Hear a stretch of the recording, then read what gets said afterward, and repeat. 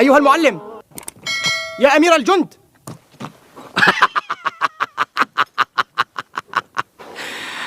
الفتى حسان، لم أرك منذ جئتني من الطائف إلى قبتي في المعسكر، وقد أنست بحديثك. ألم تقل لي أنك ستلتحق بالخوارج؟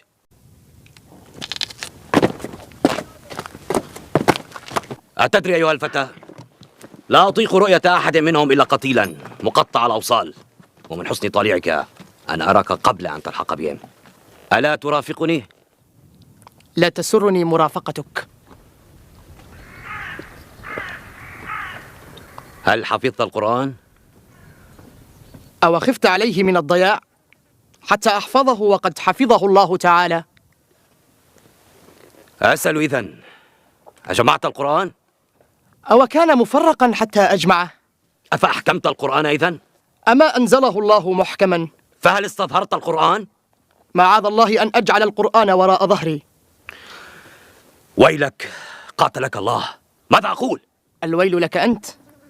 قل: أوعيت القرآن في صدرك؟ كنت أعلمكم القرآن وأنتم صغارا، وفتى من فتياني يعلمني فيه. ذلك إن الشقة قد بعدت بينك وبينه. فاقرأ شيئا منه. أعوذ بالله من الشيطان الرجيم. بسم الله الرحمن الرحيم.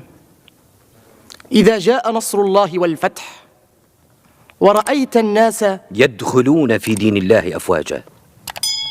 كانوا يدخلون، أما اليوم فصاروا يخرجون. لما؟ لسوء فعلكم بهم. ويلك يا فتى، ألا تدرك من تخاطب؟ بلى، شيطان ثقيف الحجاج.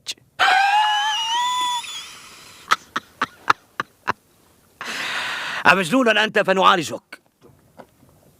لو كنت مجنونا لما وقفت أمامك الآن. لا أرجو فضلك ولا أخاف عقابك. ماذا تقول في أمير المؤمنين؟ رحم الله أبا الحسن علي رضي الله عنه وأسكنه جنان خلده. أقصد أمير المؤمنين الخليفة عبد الملك بن مروان عليه اللعنة. ويحك، بما استحق أمير المؤمنين اللعنة؟ أخطأ خطيئة ملأت ما بين السماء والأرض. ما هي؟ توليته إياك وتسليطك على الرعية. ألا تخاف أن يسفك دمك أيها الفتى؟ افعل، فتقوم عليك الحجة بين يدي ملك الجبارين ومذل المستكبرين. هذب ألفاظك وقصر لسانك أيها الفتى، فإني أخاف عليك بادرة ما تقول، وإني سامر لك بأعطية تذهب بها. لا حاجة لي بما تعطي. بيض الله وجهك وأعلى كعبك.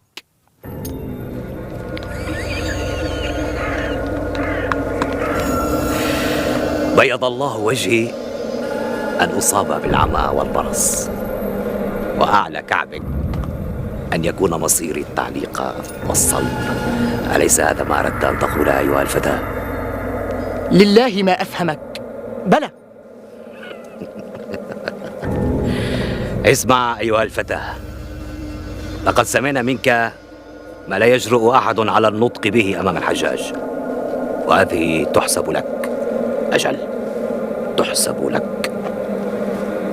أعطيناك فرفضت، فأخذنا منك قولا لا نعرف كيف يحتسب، وعفونا عنك لحداثة سنك وصفاء ذهنك ورباطة جأشك وحسن توكلك على الله.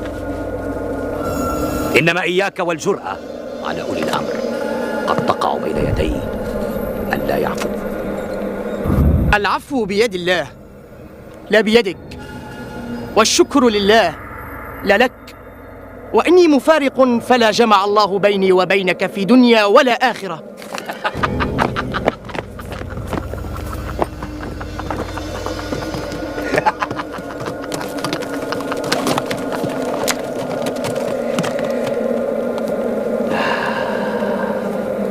والله ما رأيت أشجع منه قلبا ولا أفصح لسانا، ولن يجد مثلي. إن عاش هذا الفتى وكبر ليكونن أعجوبة عصره، إن عاش وكبر.